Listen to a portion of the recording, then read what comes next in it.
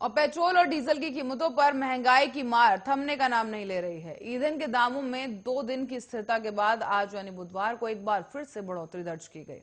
Petrol और diesel 35 पैसे प्रति लीटर और महंगा हो गया और देश भर में पेट्रोल डीजल के नए दाम रिकॉर्ड पर पहुंच गए हैं। भारतीय पेट्रोलियम कंपनियों ने आज पेट्रोल की कीमत में 35 पैसे की बढ़ोतरी की है, तो वहीं डीजल के दाम भी 35 पैसे बढ़ाए गए।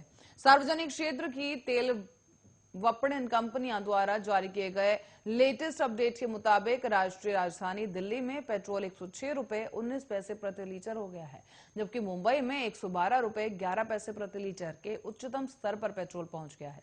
वहीं मुंबई में डीजल अब 102 रुपए और 89 पैसे प्रति लीटर पर बिक रहा है, जबकि दिल्ली में डीजल का रेट 94 रुपए 92 पैसे प्रति लीटर हो गया है। मध्य प्रदेश की बात करें तो मध्य प्रदेश के बालाघाट जिले और छत्तीसगढ़ महाराष्ट्र की सीमा से सटा है और ऐसे में जिले में पेट्रोल की दरें नया रिकॉर्ड बना रही हैं। बालाघाट में पेट्रोल का मूल्य करीब 117 रुपए 17 पैसे प्रति लीटर है, जबकि डीजल 106 रुपए 34 पैसे प्रति लीटर हो गया है। बता दें कि अक्टूबर में पेट्रोल डीजल के भाव में रिकॉर्ड तोड़ बढ़ोतरी की गई। इस दौरान एक्सपर्ट्स का मानना है कि अंतर्राष्ट्रीय बाजार में कच्चा तेल का भाव $90 प्रति बैरल तक पहुंच सकता है। ऐसे में पेट्रोल डीजल में अभी और इजाफा होना तय है, जिसका सीधा असर आम जनता की जेब पर पड़ रहा है। ऐसे में पेट्रोल डीजल का भाव बढ़ने से सब्जियां समेत कई अन्य वस्तुओं पर भी महंगाई बढ़ी। महानगरों की बात करें तो मुंबई में पेट्रोल डीजल सबसे ज्यादा महंगा है और देश के ज्यादातर हिस्सों में पेट्रोल की कीमत पहले से ही 100 रुपए प्रति लीटर का आंकड़ा पार कर चुकी है, जबकि डीजल की दरें मध्य प्रदेश, राजस्थान, ओडिशा, आंध्र प्रदेश, तेलंगाना, गुजरात, महाराष्ट्र, छत्तीसगढ़ और बिहार समेत दर्जनों राज्यों में 100 रुपए प्रति लीटर के स्तर को पार कर गई। बता दें कि टैक्स और भालबेड़ के आधार पर राज्यों में अलग अलग कीमतें होती हैं।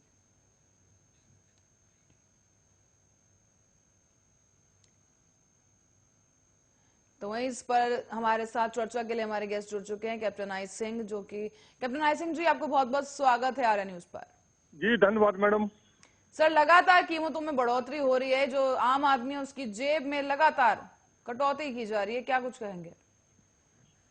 नहीं मैडम, पेट्रोल डीजल गैस के जो भाव बढ़ रहे हैं उसमें केंद्र सरकार का इतना कुछ नहीं है, क्योंकि सरकार सर, तमाम दावे आपकी सरकार कर देती मैनिफेस्टो में कि पेट्रोल के रेट कम हो जाएंगे, ये अच्छे दिन आएंगे, लेकिन जब इस तरह की सिचुएशन आती है तो आप कहते हैं इसमें सरकार का ज्यादा कोई हाथ नहीं है। नहीं मैडम, क्या है, अच्छे दिन तो वो तो दिखाई देते हैं, कहने की जरूरत नहीं है। कहाँ दिखाई दे रहे हैं सर? आप देखिए, पेट्रोल और डीजल के दाम जिस तरीके से उछाल आया है, 100 का आंकड़ा पार कर चुका है। इसके साथ साथ कई चीजों पर इसका प्रभाव सीधे तौर पर पड़ रहा है। सब्जियां महंगी हो गई हैं, इंपोर्ट जो करा जा रहा था वो महंगा हो गया है, ट्रांसपोर्टेशन महंगा हो गया है। नहीं, पेट्रोल डीजल और गैस के जो रेट भाव जो बढ़ रहे हैं, आपने देखा कि अंतर्राष्ट्रीय मार्केट में क्या चल रहा है, तो जो पेट्रोलिंग कंपनियां हैं उस हिसाब से अपने रेट सेट करती है। तो इससे भारत सरकार का इससे कोई वो नहीं है, ना भारत सरकार के रेटों को निर्धारित करती है, तो ये तो कहना गलत होगा। बाकी हाँ, महंगाई जरूर बढ़ रही है, इसमें कोई शक नहीं है, और महंगाई बढ़ने के और भी बहुत से कारण हैं, खाली एक पेट्रोल डीजल ही नहीं है। तो सर, कब तक कुछ कमी आ पाएगी? पेट्रोल की जो दरें लगातार बढ़ रही हैं, इसमें कमी कब आ पाएगी? आम जनता पूछ रही है सर, क्योंकि सीधा असर जो है आप देखिए आम आदमी पर पड़ रहा है महंगाई के इस दौर में। वैसे ही कोरोना काल है और इस दौरान कई लोगों के बिजनेस ठप हो गए हैं और ऐसे में पेट्रोल के इस तरह के बढ़ते दाम चिंता का विषय। नहीं, रमन ने गाड़ी भेजी थी, रमन यादव ने।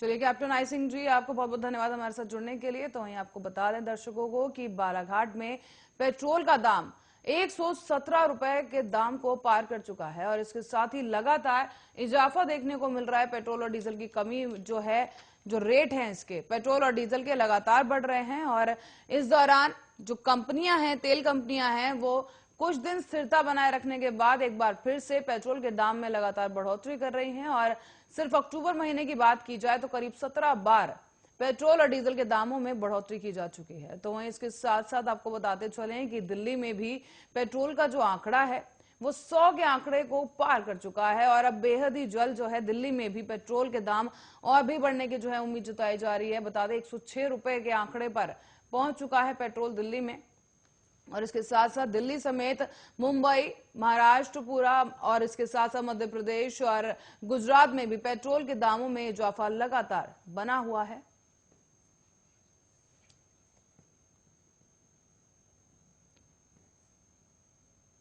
तो वहीं आकाश जिंदल जी हमारे साथ अर्थशास्त्री जुड़ चुके हैं। आकाश जी, बहुत बहुत स्वागत है आपका आर्य न्यूज पर। धन्यवाद। आकाश जी, लगातार पेट्रोल और डीजल के दामों में इजाफा हो रहा है, क्या कुछ कहेंगे सर? क्या कारण लग रहा है कि सरकार जो है नाकाम साबित हो रही है कि रेट कम ही नहीं हो पा रहे हैं? देखिए, ब्रेंट क्रूड, वो कच्चा तेल जो हम हिंदुस्तान में इस्तेमाल करते हैं जी, उसके प्राइसेस ग्लोबल मार्केट में लगातार बढ़ते जा रहे हैं। जैसे कि मैंने पहले आपके चैनल और तमाम चैनल से प्रेडिक्ट किया था, जब ये $70 पर बैरल था कि 20% के पास इंक्रीमेंट होगा। अब ये $85 पर बैरल के आसपास चल रहा है। तो ये रही ग्लोबल मार्केट की कंडीशन। उसके बाद जहां अपने सरकार की बात हुई, हमारे यहाँ हिंदुस्तान में बड़े हाई टैक्सेस चार्ज किए जाते हैं। सेंट्रल गवर्नमेंट एक हाई सेंट्रल एक्साइज चार्ज कर रही है, स्टेट गवर्नमेंट्स जो हैं हाई वैट चार्ज कर रही हैं। तो सरकार ग्लोबल मार्केट को लेकर तो कुछ नहीं कर सकती, बट हाँ, टैक्सेस जरूर कम किए जा सकते हैं। तो आपके प्लेटफॉर्म से और तमाम चैनल से मेरी ऑर्गेनाइजेशन akashjindal.in की गवर्नमेंट को यही रिक्वेस्ट है, सेंट्रल गवर्नमेंट और स्टेट गवर्नमेंट को, कि टैक्सेस कम किए जाएं पेट्रोल और डीजल दोनों पे। सर, जिस तरीके से ये जो महंगाई बढ़ रही है, क्या लगता है कि कब तक इस पर जो है लगाम लगाई जा सकेगी? देखिए, महंगाई यानी इन्फ्लेशन, WPI इन्फ्लेशन जो है 10.66% है सितंबर की, यानी कि बहुत हाई है। अब इसमें मेन रीजन क्या है? Main reason high fuel prices एक बड़ा रीजन है, मेटल प्राइसेस भी रीजन है। अब आप देखिए, पेट्रोल डीजल के प्राइसेस हाई हैं, LPG के प्राइसेस हाई हैं, CNG, LNG, PNG के प्राइसेस हाई हैं। तो उसका कैस्केडिंग इम्पैक्ट पड़ता है। जितने भी कंज्यूमेबल्स हैं, ईटेबल्स हैं, उन्होंने डीजल पे ट्रैवल करना है। दूध है, सब्जियां हैं, डीजल पे ट्रैवल करेंगी तो महंगी हो जाती हैं। अब आप टमाटर के रेट देखिए, दूध के रेट देखिए। अब उनको घर पे लाना है, दूध को उबाल के बच्चे को पिलाना है, तो उबलेगा वो LPG के ऊपर। LPG महंगी है। सब्जी बननी है गोभी की, it has to be cooked on LPG।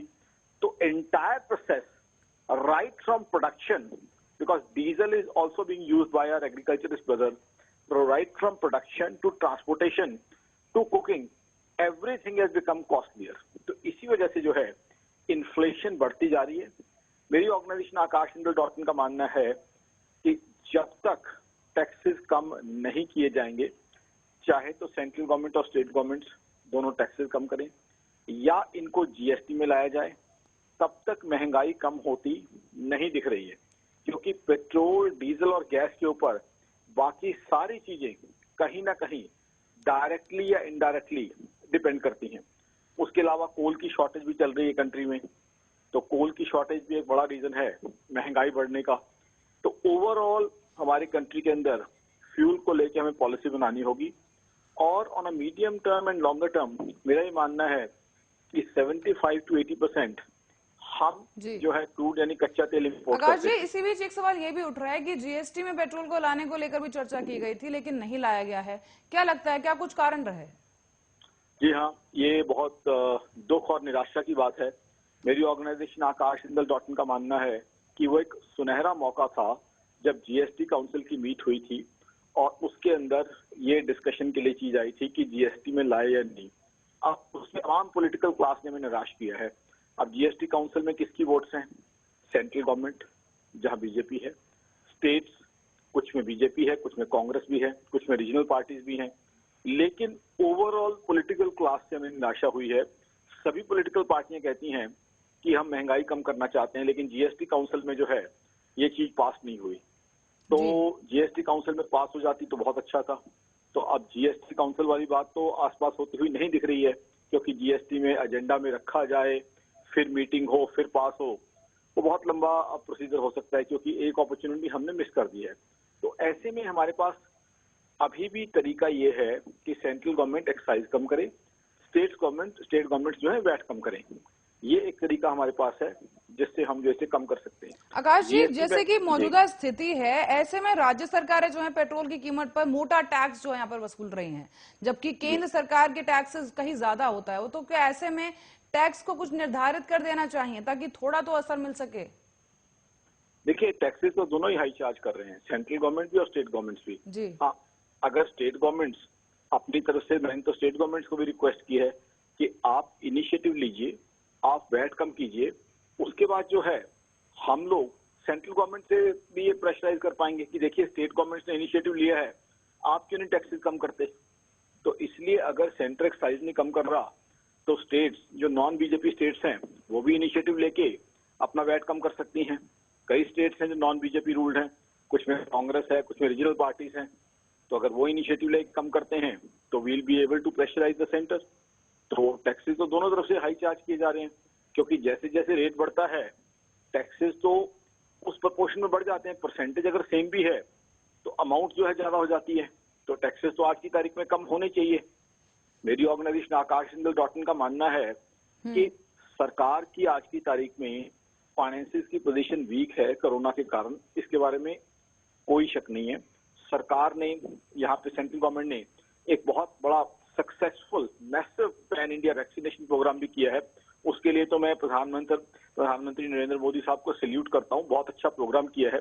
हमारे गरीब भाई बहनों के लिए खाने पीने का सामान, अनाज का भी इंतजाम किया गया। बहुत अच्छी चीजें हैं, लेकिन आम आदमी से टैक्स ज्यादा वसूल करना वो चीज सही नहीं है। जी, पर आकाश जी, जो एक्साइज ड्यूटी सरकार लगा रही है पेट्रोल पर, तो उसके लिए आप क्या कहेंगे कि क्या कुछ और उपाय हैं जो किए जा सकते हैं ताकि जो ये बढ़ते दाम हैं इस पर रोक लगाई जा सके और इन्हें कम किया जा सके?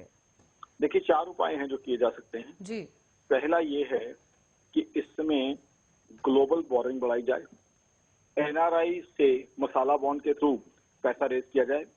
इंडिया का एनआरआई डायस्पोरा यूएस में, कनाडा में, ऑस्ट्रेलिया में, गल्फ में बहुत स्ट्रांग है, उनसे पैसा रेज किया जा सकता है। दूसरा, डिसइन्वेस्टमेंट को मेजर पुश दिया जाए। तीसरा ये है डोमेस्टिक बोरिंग्स को, खासकर स्मॉल स्विंग को मोटिवेट किया जाए। फोर्थ है एक्सपेंडिचर रिडक्शन। इन चीजों से भी पैसा रेज किया जा सकता है और पब्लिक को बोझ से मुक्त किया जा सकता है, क्योंकि आज की डेट में इन टैक्सेस और इन्फ्लेशन का सबसे बड़ा खमियाजा भुगत रही है हमारा सबसे बड़ा त्योहार दिवाली। देखिए, दिवाली के समय ऐसा होता है कि लोग शॉपिंग करते हैं, चाहे स्वीट्स की हो, चाहे डेकोरेटिव्स की हो, नए अपैरल्स की हो। अब वो शॉपिंग नहीं दिख रही है, क्योंकि लोगों का सारा पैसा असेंशियल्स में लग रहा है, रोटी कपड़ा मकान में लग रहा है। तो पहले तो दिवाली की खुशियां लोगों की धूमिल हो रही हैं। दूसरा, दिवाली की बाइंग इकोनॉमी को भी चलाती है। दिवाली पे जो मैसिव बाइंग होती है, बाजारों में रश होता है, उससे पूरी इकोनॉमी चलती है, उससे मैन्युफैक्चरिंग बढ़ती है। मैन्युफैक्चरिंग बढ़ती है तो नई जॉब्स क्रिएट होती हैं। तो कहीं ना कहीं ये जो फीकी दिवाली दिख रही है, ये लोगों की मुस्कान तो कम करेगी, हील करेगी, लोगों की खुशियां तो कम करेगी, साथ ही साथ जो है इकोनॉमी के अंदर दिवाली की वजह से जो एक मेजर थ्रस्ट, एक मेजर मूवमेंट आती है, उससे भी जो है हम वंचित या डिप्राइव्ड रह जाएंगे। जी। तो आकाश जी, बहुत बहुत धन्यवाद। समय की कमी है, माफी चाहूंगी, आपको यहाँ रोक रही हूँ। बहुत बहुत धन्यवाद हमारे साथ जुड़ने के लिए।